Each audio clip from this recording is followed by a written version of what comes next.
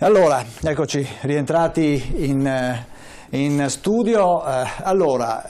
Domani ultimo giorno di consultazioni per il Presidente Mattarella, come si diceva prima, poi forse già domenica potrebbe esserci un incarico. In queste ultime ore gira il nome di Paolo Gentiloni, una soluzione che bisognerà capire però che tipo di governo si andrà a costituire, no? In tutti questi anni abbiamo imparato tanti nomi, no? Si parla del governo di scopo, del governissimo, del governo istituzionale, del governo di unità nazionale, il governo, c'è anche stato un governo della non sfiducia. Endrizzi, no? Però quello che sembra e quello che sarebbe quelli balneari, ma quelli che potrebbero, diciamo, che sono stati anche citati, il governo di responsabilità nazionale è quello che piacerebbe di più, sembra a Mattarella, che potrebbe essere una formula praticabile, no? Che sarebbe, a noi basta che non sia un governo di secondo fine, ecco. Perché dobbiamo rispettare i cittadini, non possiamo dire che c'è uno scopo e poi c'è un secondo fine. Se il secondo fine deve essere mantenere l'esistente sotto mentite spoglie, rifare un'altra legge elettorale che finga di essere diversa dalla precedente e mantenga comunque lo stesso obiettivo, cioè quello di impedire il cambiamento, consolidare la casta e far fuori dai giochi il Movimento 5 Stelle, questo, a parte il fatto che ci possa toccare direttamente, ma tocca veramente proprio questa fase storica. Noi siamo come sul trampolino, no? O ci tuffiamo e cominciamo a nuotare veramente, oppure la vasca si svuota e poi sarà troppo tardi. Certo. E non credo che aspettare dei mesi oggi sia saggio, sia giusto, sia sostenibile, soprattutto per un paese che veramente sta perdendo la pazienza. Quindi un governo che porti rapidamente alla riforma della legge elettorale. No, ma la legge elettorale c'è già. Noi abbiamo già presentato un disegno di legge che semplicemente applica l'Italicum depurato, cioè come uscirà costituzionale dalla sentenza della consulta, anche alla Camera. Sono due leggi diverse, una deve confluire nell'altra. L'Italicum, ora depurato, chiamiamolo legalicum, è stato votato da questo Parlamento e che non può disconoscerlo, mentre il Consultellum, cioè l'ex Porcellum, non è stato votato. Quindi noi riteniamo che per una chiamata di responsabilità alle forze politiche oggi e di coerenza questa sia l'operazione: rendere l'Italicum depurato, cioè reso costituzionale, applicato anche alla Camera, avendo due sistemi omogenei e con questo andare a votare. Certo, abbiamo il signor Antonio che è in attesa. Buonasera signor Antonio, lei chiama? Da Roma, buonasera. Buonasera signor Antonio. Prego, la invito a essere breve. Sì, cercherò, sì, assolutamente, sì. Niente, volevo semplicemente dire questo, Sottosegretario, anche saluto innanzitutto vi ringrazio dell'ospitalità. Io qua ho i risultati del referendum a Roma, dottor Stivellato. Il referendum allora si è vinto nei due quartieri, nei due municipi, il primo municipio e il secondo municipio, che sono praticamente i cosiddetti quartieri bene della Roma, diciamo di Roma, mentre ha perso sonoramente in tutti gli altri quartieri. Quindi si è ripetuto lo schema di cui noi sappiamo, è quello schema in cui, non so se la settimana scorsa, spero che non succeda questa volta, è caduta la telefonata, ma ero stato lungo, cerco di essere breve, era quello per cui dicevo che moltissima gente qua a Roma perlomeno ha trasformato questo referendum in un voto praticamente contro il governo, a favore del governo, a favore di determinati personaggi, secondo si è ripetuto lo stesso schema. Allora, quello che voglio dire, la mia paura, dottor Trivellato, che si perda l'ennesima occasione, di recepire quel messaggio che il professor Casen ha detto poco fa ha detto molto bene. Il professor Casan ha dato l'esempio di ha fatto un esempio, ha fatto quello dell'ex Presidente della Repubblica Napolitano, ma i romani lo vedono di persona. L'esempio del professor Casan è un esempio calzante, ma i romani lo vedono come probabilmente lo vedete anche voi, non solo per questi privilegi, queste situazioni qua, questo senso di ingiustizia, perché vuole dire il professor Casan, questo malessere, i romani qua lo percepiscono, e qua significa 10 milioni di cittadini. Io ho paura che si perda l'ennesima occasione.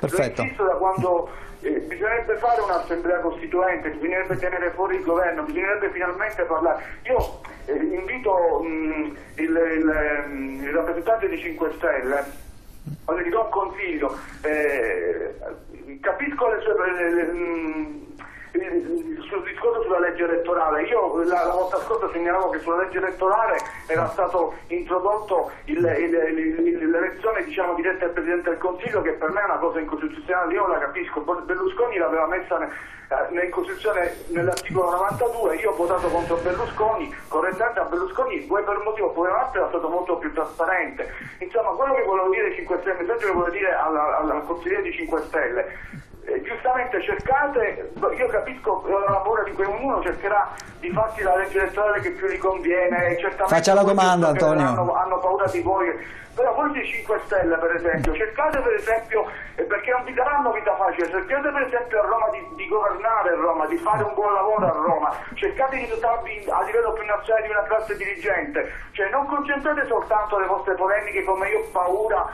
ma lo dico anche per tutti gli altri, lo dico anche per il rappresentante della Lega, sulla legge elettorale, perché la legge elettorale, vuoi o non vuoi, non è detto che voi finalmente che fate, cercate comunque di governare e di cercare di dare una risposta a voi ai cittadini, quello che non sono riusciti a fare i partiti quelli storici. Antonio, a tutta l'opposizione, e se è possibile, ripeto, si faccia una riforma costituente. Adesso le rispondiamo, grazie signor Antonio. Abbiamo anche il signor Claudio che è in attesa, sentiamo 2 o 3 telespettatori e dopo rientriamo in studio. Buonasera signor Claudio. Lei buonasera dottor Trevellato e buonasera a tutti i suoi ospiti. Lei da dove chiama? Io chiamo da Bologna, si sentirà anche la cadenza. Prego. Allora, io devo dire che la domanda è, se noi aspettiamo la sentenza della consulta, siamo sicuri di risolvere il problema della legge elettorale? Perché non vorrei che si confondesse il principio di legittimità con quello di adeguatezza. Perché il Senato non solo è diverso perché è su base regionale, è diverso anche perché ha un diverso bacino elettorale, cioè al Senato i giovani non votano, alla Camera sì. Quindi le percentuali tra Camera e Senato per forza devono essere un po' diverse. Quindi il premio di maggioranza, purtroppo, e sottolineo la parola purtroppo, ce lo dovremmo scordare, perché altrimenti rischiamo di avere una Camera completamente diversa dall'altra, e quindi non lamentiamoci poi se qualcuno cambia casacca per fare il governo, perché poi se no si blocca tutto ed è peggio ancora. E dico un'ultima cosa, chi dice che vuole andare a votare subito ma vuole aspettare la sentenza della consulta, secondo me sta bluffando. No. Perché il modo per andare a votare subito sarebbe quello di abrogare l'Italicum e di applicare il consultellum che è applicabile ad entrambe le Camere, e questo non ci sarebbe bisogno di aspettare così tanto. Benissimo, grazie signor Claudio, adesso le rispondiamo. Prima sentiamo anche la signora Michela. Buonasera signora Michela. Buonasera, dopo tante volte che non vi ho intervistato per diretta, io questa sera mi arrabbio perché sento il senatore nostro Veneto lì, e vorrei dire, quando metteranno un pochino ordine al caos delle frequenze delle TV locali, visto e considerato che poi Rai 1 l'altra sera ha impegnato 3 ore e mezza per mandarci dalla Scala di Milano le signore di Confindustria, Marcegaglia eccetera in diretta. È stata una cosa vergognosa, sapendo che 12 milioni di italiani sono all'astrico e quant'altro. La RAI 1 è impegnato per 3 ore e mezza, la RAI principale pagata, sovvenzionata da noi, eccetera, eccetera. E siccome c'è un senatore nostro lì, ce ne sono due. Sono due i senatori, meglio ancora, Endrizzi e Santini. Quando faranno un pochino di ordine in tutto questo caos. Seconda cosa, io sarei andata a votare più volentieri il referendum se ci fosse stato non un sì o un no, ma un ni, perché sapevamo già come andava a finire tutta questa rogna, sia che vincesse il sì, sia che vincesse il no. Forse con un ni si sarebbero risolte più cose. Volevo inoltre fare un'ultima considerazione. Visto che parlavate di perdita di diritti, quale perdita di diritti avremo con il Trattato di Lisbona che entrerà in vigore nel 2017 e, se non erro, liberalizzerà luce, gas, le spiagge concessionarie e quant'altro? Quanti diritti perderemo ancora noi? Non italiani, ma specialmente veneti. Grazie. Grazie signora Michela, tra l'altro questa sera è stata anche sintetica. Allora, 3 telespettatori che ci interrogano su temi direi abbastanza importanti. Allora, innanzitutto il primo, signor Antonio da Roma, si è rivolto a Endrizzi. Sì, io rispondo su questo. Ovviamente da romano si interessava al governo della città di Roma, al tempo stesso anche segnalava o comunque metteva in evidenza il fatto che i quartieri bene hanno votato sì e invece, diciamo così, i quartieri meno abbienti hanno votato no. Questa è un'osservazione interessante, cioè noi abbiamo un governo retto da una forza sostanzialmente di centrosinistra che fa politiche che piacciono alle classi più agiate. Un governo che ha fatto il Jobs Act, che ha fatto la buona scuola, che ha fatto lo Sfascia Italia e dal mio punto di vista ha attuato un programma che era antitetico a quello dichiarato in campagna elettorale dalle forze, almeno dalla principale forza che lo sostiene. E questo ci dice che dobbiamo riportare il potere ai cittadini. Dunque, il potere ai cittadini lo danno le regole, non le persone. Il Movimento 5 Stelle, rispetto all'invito a puntare su una classe politica, risponde no grazie, cioè noi diamo la priorità al programma, alle idee, e a quel programma va introdotto, e su quel programma va introdotto un minimo di vincolo di mandato. So che dal punto di vista costituzionale la questione è piuttosto complessa, ma ci stiamo lavorando e ovviamente in prospettiva. Noi adesso dovremmo mettere da parte la riforma costituzionale, anche di legge elettorale non vorrei si parlasse troppo, la più rapida e immediata che ci porti ad elezioni e ci consenta di riportare al centro dell'agenda le questioni fondamentali. Dal mio punto di vista le questioni sono sostanzialmente 3: lotta all'evasione, soprattutto alla grande evasione, soprattutto gli evasori totali, e qui serve una riforma fiscale. Gli evasori? No. No. Io non sto dicendo che c'è chi fa peggio e chi fa meglio, io sto dicendo che tra un evasore totale e un evasore per necessità io devo modulare, perché così come la Costituzione prevede che sia certamente piano, così come la Costituzione prevede che debba essere improntato a progressività il sistema tributario, così deve essere improntato a progressività anche la sanzione e deve essere coerente anche dal punto di vista della giustizia civile e penale. Detto questo, era sul termine evasore, chi evade, evade. Vabbè. Allora, noi abbiamo l'Agenzia delle Entrate di Padova che dice che gli evasori fiscali pluriennali, quando li beccano, gli fanno l'accertamento per il primo anno, se questi non collaborano, non pagano, se ne fregano, archiviano gli anni successivi. Questo mi sembra gravissimo, accade, mi sembra gravissimo e lo trovo più grave rispetto a altre situazioni. No, guarda, okay? io le tasse me le fanno alla fonte, quindi non è che devo rinunciare. Chiuso questo dall'inizio, avremo modo di parlarne nei prossimi mesi quando saremo in aperta campagna elettorale. No, ma era che parleremo di altri temi. Prego, sulle entrate. Allora, vabbè, taglio perché adesso ho perso anche il filo. Sulla questione che riguarda la RAI, noi abbiamo ancora l'inserimento del canone RAI in bolletta che ha reso impossibile sottrarsi al pagamento di quello che non è un servizio, non è soprattutto un servizio pubblico. La signora contestava la qualità di questo servizio e faceva bene. Abbiamo visto come la RAI, fra l'altro anche negli ultimi referendum, tanto quello sulle trivelle, sulle trivellazioni in mare, quanto questo ultimo referendario, abbia avuto, diremo, una qualità dell'informazione scarsa e non equilibrata. Non sta svolgendo un servizio, è obbligato a pagare il canone anche chi sta sotto la soglia di povertà, quando dovrebbe essere un accesso gratuito, quello che è un servizio pubblico, come equiparabile a quello della scuola, perché l'informazione è uno dei principali fattori che garantisce pari opportunità ai cittadini.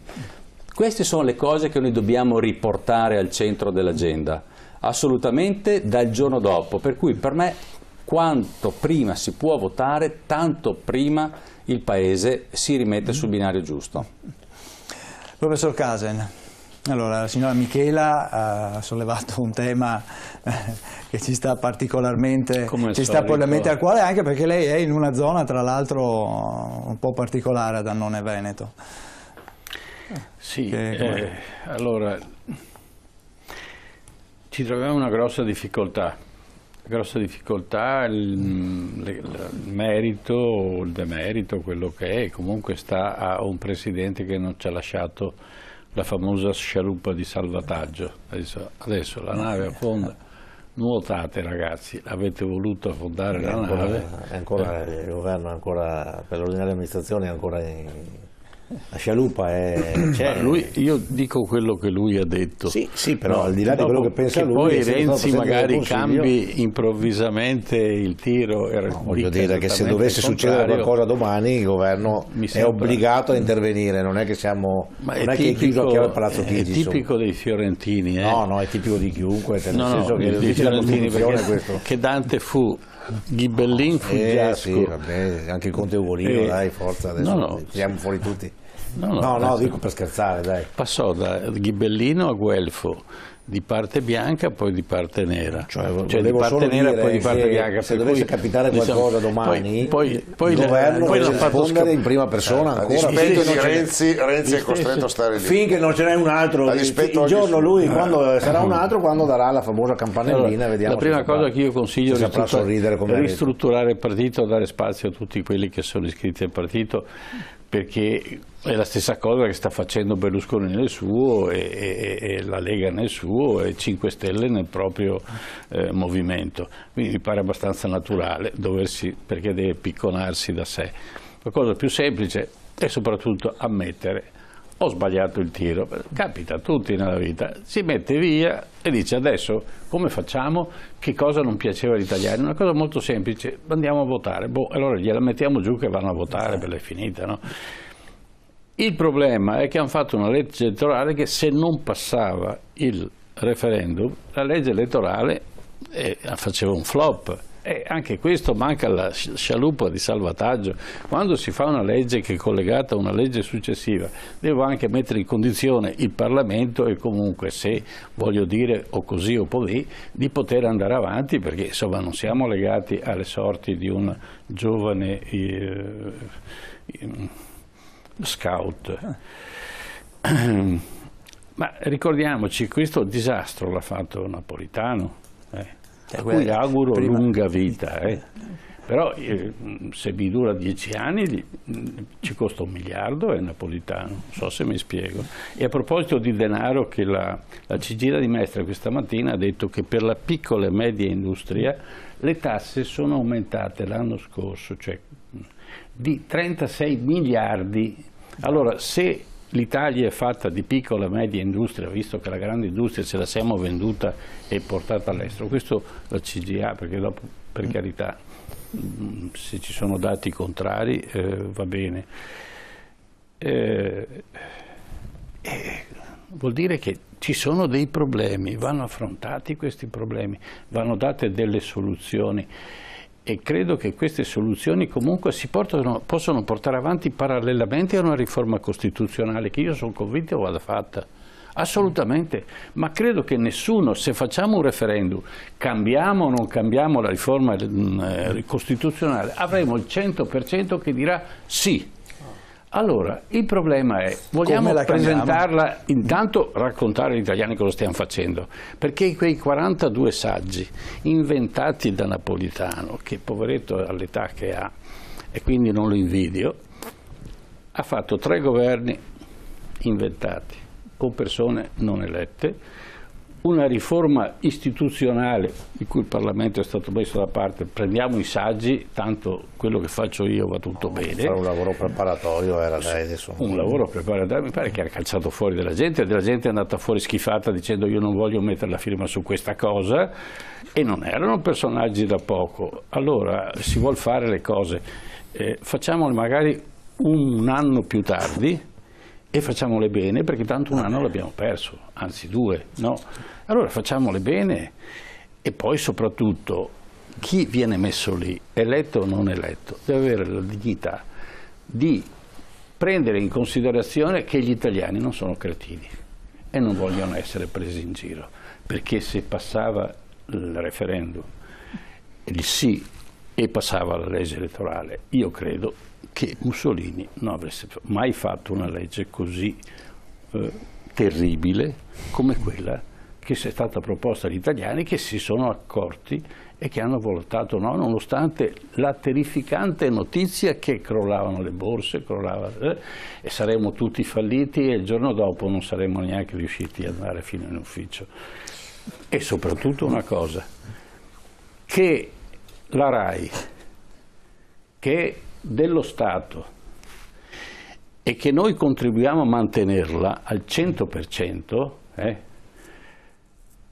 non sia a disposizione di chiunque, che dia l'informazione vera. L'informazione vera vuol dire sì, no, ni, e raccontare tutto, perché questo show, che peraltro è stato negativo, perché non siamo in America, in Italia quando la gente vede 32 volte ogni giorno Renzi che ci racconta... È successo anche per Pippo Baudo, quindi la sovraesposizione poi... Ma certo. Mancava le previsioni meteo e poi ha fatto tutto. Ha portato a una difficoltà notevole e soprattutto ha indotto gli italiani a non credere, soprattutto quando l'ambasciata americana ha detto dovete votare sì, beh, questo è il massimo dell'improperio, certo. E comunque della poca dignità che ha l'ambasciata americana in Italia. Santini vuole replicare? Beh, dopo un'altra domanda invece. No, io chiederei solo, adesso al di là delle valutazioni che sono, ovviamente ognuno fa le sue valutazioni, insomma, nella nostra Costituzione, visto che la difendiamo, il Presidente della Repubblica insomma, esige un certo rispetto, ecco, dico solo questo, ed è previsto anche, e sarà previsto anche in quella nuova, sarebbe stato previsto che è senatore a vita il Presidente della Repubblica, lo prevede la Costituzione, quindi adesso poi ci può star bene, ci può star male, quindi non vedo dove sia il problema, e poi ognuno pensa di Napolitano quello che può pensare come degli altri.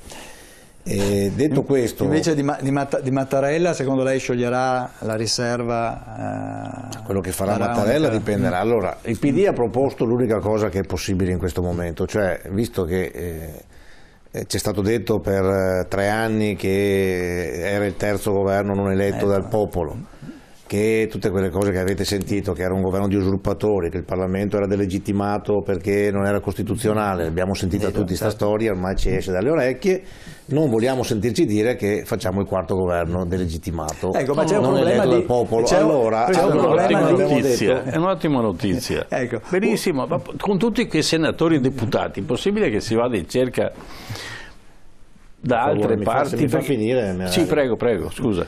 Detto questo, allora noi abbiamo detto, c'è un problema che il voto è stato un voto contro il governo, è stato un voto contro la riforma, benissimo, ne prendiamo atto, le dimensioni sono state tali da dire, bene, si fa un governo dove tutte le forze politiche che compongono il Parlamento entrano, si danno uno scopo, che a mio avviso non può che essere quello di fare le regole, quindi la regola elettorale innanzitutto, nelle forme in cui sceglierà il Parlamento liberamente, visto che c'è dentro tutti lo faranno, può durare anche poco, può durare un mese, 2 mesi. Ecco, penso che la durata sia forse il punto interrogativo. Io non ho capito, no? però se la volontà è genuina, sì, no, ma cioè, perché ci devono spiegare anche quelli che ci fanno la lezione adesso, no? Ma mi pare che 5 Stelle è disponibile, giusto? Ho capito male, no? 5 Stelle se si ripropone un'ipotesi di una nuova modifica della Costituzione, 5 Stelle di Costituzione, guardando la cadenza storica, siccome l'ultima volta è stato nel 2006, siamo nel 2016, ne parleremo nel 2026, quindi io direi che è il momento di fare il nipotino che ha 5 anni, allora ne avrà 17-18 e potrà anche votare. Abbiamo appena depositato, e allora detto questo, quasi una legge specifiche modifiche alla Costituzione. Allora, se non è un governo di responsabilità con tutti i partiti dentro, che governo può essere? Allora si dice il PD ha 400 parlamentari, si prende la responsabilità. Allora il PD ha 400 parlamentari, ma non ha nessuna intenzione di essere trattato come è stato trattato, e quindi dirà, credo, che un governo del PD potrà essere o una pura continuità tecnica di questo governo e si fa la legge elettorale e si va a votare, oppure potrà essere un governo in cui il PD partecipa assieme agli altri. Io non vedo tante altre soluzioni. Poi se Mattarella invece troverà tra le righe la disponibilità di qualche forza politica, non di tutte, a star dentro a un governo, ce lo dirà e valuterà il PD se accettare, sarà forse questo, se si parla oggi di un nome diverso dall'attuale, che non è un reincarico a Renzi, quello che vedo io, non è neanche un Renzi bis, è un Renzi che rimane in carica per ordinaria amministrazione finché ci sono le condizioni per sciogliere le Camere. Mattarella ha detto una cosa chiara, che lui non scioglie le Camere senza una legge elettorale utilizzabile nei 2 rami, e ha ragione su questo, perché se si va a votare sapendo già che vengono fuori cose, come dire, distoniche, siamo del punto da capo con il 2013, punto. Allora poi sentiremo cosa dicono anche i partiti. Io non pongo limiti, se domani devono andare a parlare le forze politiche più rilevanti, la Lega è andata stasera, mi pare domani vanno le altre forze politiche più rilevanti, se diranno a Mattarella che si può fare un governo, qualcuno potrà entrare, qualcuno non potrà entrare, che non abbia, come dire, l'infamia già marcata che è un governo di usurpatori, potremmo farlo. Se invece sarà questo il clima, credo che Mattarella dovrà prendere atto che il PD non è disponibile a farsi e non ha paura della democrazia. Io l'ho detto in premessa, anche se mi dispiace, trovo positivo che ci sia stati tanta gente che è andata a votare. Io non mi aspettavo, pensavo il 60%, il 70% non pensavo che andavano in tanti. Tra le altre cose, questo dovrebbe farci riflettere anche sul fatto, sapete perché sarà dichiarato incostituzionale il ballottaggio? Non perché è incostituzionale, perché è come Mussolini, perché non è scritto, secondo me è stato un errore proprio tecnico, della soglia del 50+1, no? E quindi lede il diritto di sovranità, perché la sovranità appartiene al popolo, dice l'articolo 1 della Costituzione. Come si misura la sovranità? La sovranità è la maggioranza, no? Ecco. Ma voi pensate che adesso davvero pensiamo che in Italia un ballottaggio non andrebbe a votare, c'è meno del 50, andrebbe a votare l'80%, come abbiamo visto. Detto questo. Sì, certo. E non è un errore tecnico, è una volontà politica. Ma quando mai? Ma l'abbiamo fatto presente, l'hanno detto i costituzionalisti in audizione, l'abbiamo detto in aula ripetutamente in commissione. Noi sosteniamo, e questa voce è stata volutamente ignorata. Io sono per dire, no, ma adesso non potete più mettere mano alla legge elettorale, perché la vostra pervicace ostinata. Noi non faremo assolutamente niente se non insieme a tutte le altre forze politiche, perché siccome non siamo usurpatori, e siccome abbiamo sottoposto noi all'Italicum al giudizio preventivo della Corte, abbiamo sottoposto noi l'Italicum nel momento in cui la Corte Costituzionale rimanderà al Parlamento. Certo, il Parlamento dovrà metterci mano. Non la rimanda il signor Claudio infatti prima non la rimanda al Parlamento, non la rimanda al Parlamento. Chi me la manda a casa? La manderà alle forze politiche che dovranno in qualche misura leggiamo insieme alcuni passi. Fa una sentenza, ma io vorrei fare una sentenza autoapplicativa che ha 2 effetti. Fa una sentenza che può anche essere autoapplicativa. No, lo deve essere, lo dice. Guarda, allora, leggo il passo, è molto chiaro anche per i telespettatori, se vogliono vedere i grossi cosa dicono. Se vogliono Bisogna vedere cosa dicono i ricorsi prima di tutto. I ricorsi noi non li abbiamo in mano, almeno io non li ho in mano, i 7 ricorsi più uno. Finché non c'è il giudizio della Corte Costituzionale è difficile ipotizzare. Comunque, se non c'è un salto di qualità che il Paese decide, che fa l'ultimo anno di legislatura insieme per fare le cose che insieme si ritengono importanti. Un anno di legislatura? Manca un anno ancora, no? Siamo sul baratro. No, però siamo sul baratro. Io sto parlando, quando parlavo prima di tempistiche, ho detto se questo il punto interrogativo. Il Paese non decide, il Parlamento non decide, i partiti non decidono, che si mettono assieme e fanno l'ultimo anno per chiudere la legislatura, per fare quello che serve, cosa che noi abbiamo proposto e che sta ai partiti risponderci. L'unica cosa è fare quello che si deve fare, c'è l'ordinaria amministrazione, c'è la scialuppa di cui parlava il professor Casel, no, la scialuppa perché il Paese non deve andare a fondo, d'accordo, finché serve un governo pure per l'ordinaria amministrazione in carica, il Parlamento è sovrano, può riunirsi quando vuole, anche durante le vacanze di Natale, e da qua al 24 dicembre può anche fare un'operazione di superare l'Italicum, quindi non c'è neanche bisogno di aspettare la consulta se proprio ha le idee così chiare. Io dubito che abbia le idee così chiare il Parlamento, perché guardate che siamo stati dal 2006 con una legge incostituzionale elettorale e per 3 volte abbiamo votato sapendo che era incostituzionale perché non ci mettevamo d'accordo, cioè non è che abbiamo vissuto in un altro mondo, è andata così purtroppo, e non governava il Partito Democratico in quegli anni. Ciambetti, allora io torno a porre la domanda, rischiamo di andare incontro a un governo e per quanto tempo, in attesa che a Roma ci si metta d'accordo sulla riforma della legge elettorale? Il mio timore è proprio questo, che alla fine, raccogliendo magari proprio i piccoli partiti che oggi hanno fatto la sfilata, scusa Lega, i piccoli partiti che hanno fatto la sfilata davanti a Mattarella, che si trovi il modo con un po' di scotch e un po' di sputo di tirare avanti ancora 6-7 mesi. Io mi auguro che la parola venga data il prima possibile agli elettori, mi auguro con una legge che sia la più praticabile possibile, magari anche prima del 24 di gennaio, perché, ripeto, va riportata la potestà all'elettore. Lo hanno dimostrato domenica scorsa gli elettori che vogliono esprimersi e vogliono dire qualcosa. Va riportata in capo appunto al popolo la possibilità di indicare chi sarà il prossimo governo a gestire la situazione italiana. Lei è ottimista? La Lega prevedo periodi movimentati e molto fluidi. La Lega su un appoggio a un governo istituzionale? Ho qualche dubbio che sia disponibile. No, credo che Castagna, allora c'è questo rischio di andare a finire a settembre, ottobre dell'anno prossimo? Questo rischio c'è, perché si comprende anche.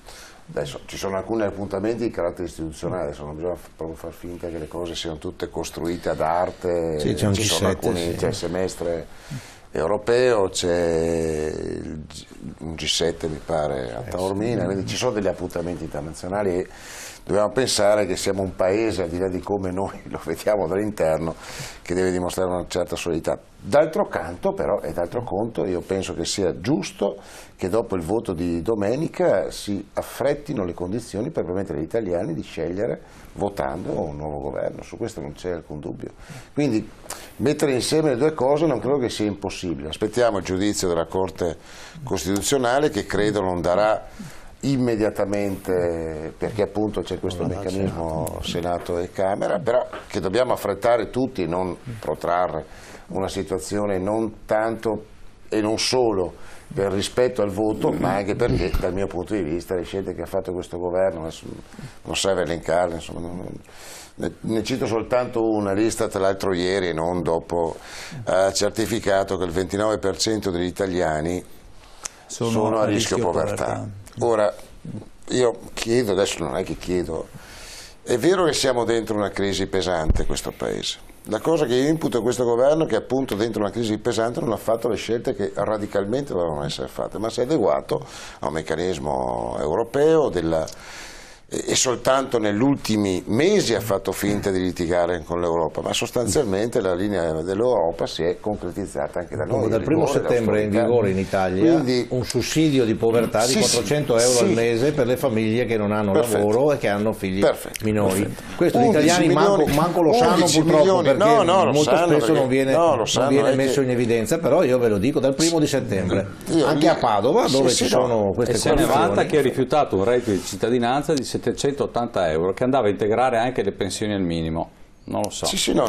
Noi abbiamo fatto una situazione, guarda, abbiamo fatto quello che potevamo, combattendo aspramente con l'Europa per lo 0,1. Dovevamo fare un'operazione molto diversa. Ci fossero quelle coperture, se fossero state. È stata un'opportunità col fatto della Grecia che si doveva fare un'altra operazione.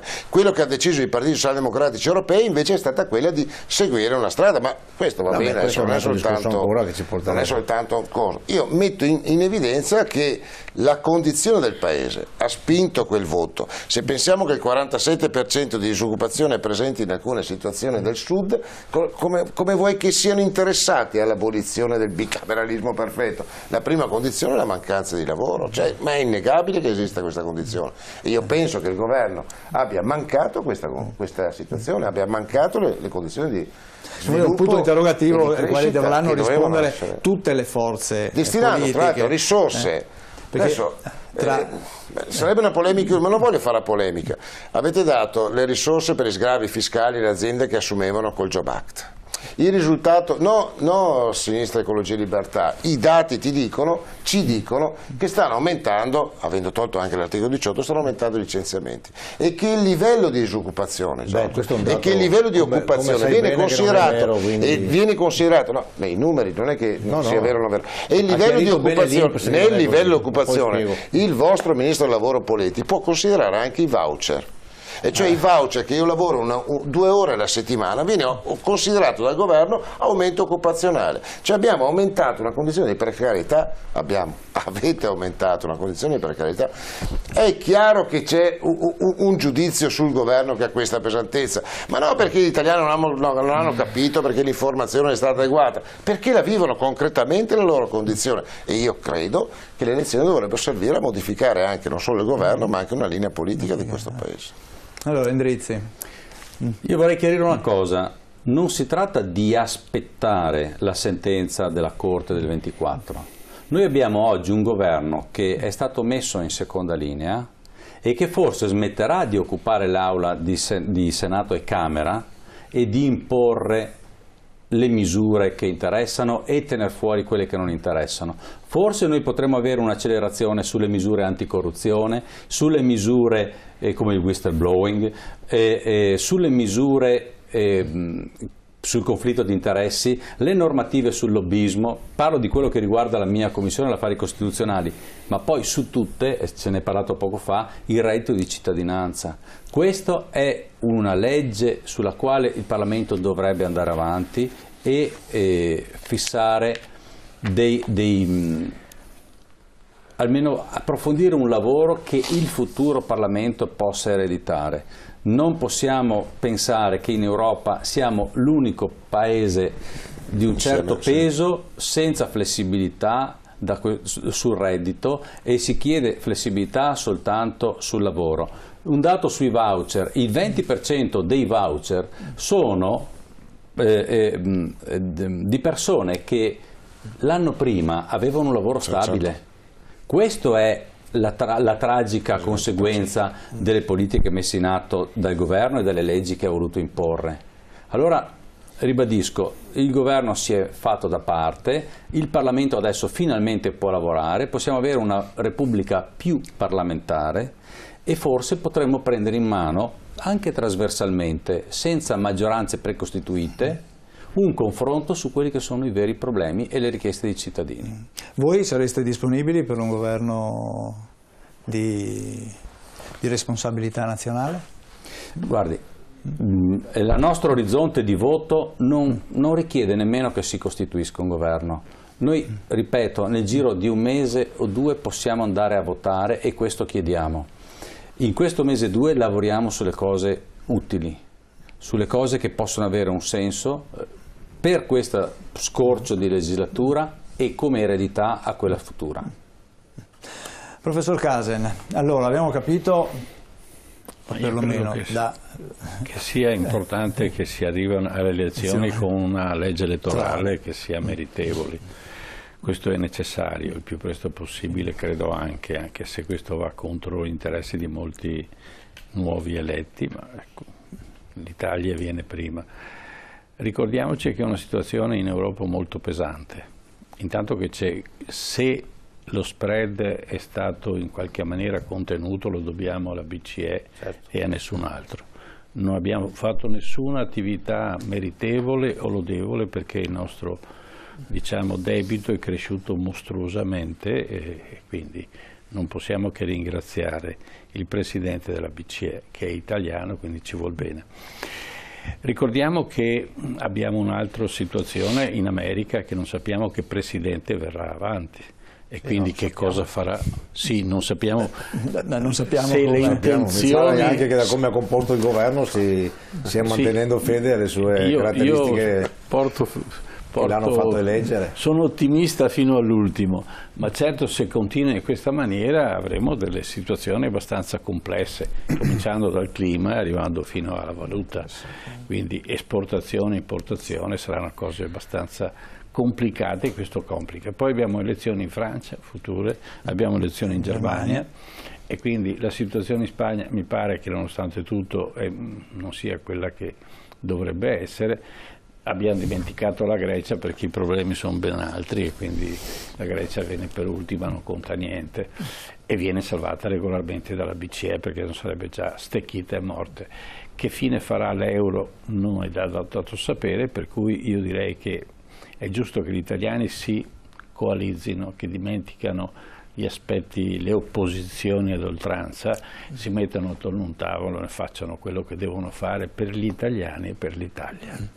Bene, adesso staremo a vedere, allora ricordiamo ancora domani ultima giornata di consultazioni per il Presidente Mattarella e poi sapremo che cosa ne uscirà da questi colloqui, o domenica o lunedì probabilmente avremo il nome di un Premier incaricato e staremo a vedere. Grazie a Giorgio Santini del Partito Democratico, grazie a Roberto Ciambetti della Lega Nord, Presidente del Consiglio regionale, grazie ad Andrea Castagna di Sinistra Italiana, grazie a Giovanni Endrizzi, senatore del Movimento 5 Stelle, grazie al nostro editore Ermanno Casen, buonasera, grazie Ermanno, grazie ai telespettatori che ci hanno seguito, a quelli che sono intervenuti, ci ritroviamo venerdì prossimo, sempre a TV7 Match alle 21 su questo canale TV7 Triveneta. Buonanotte.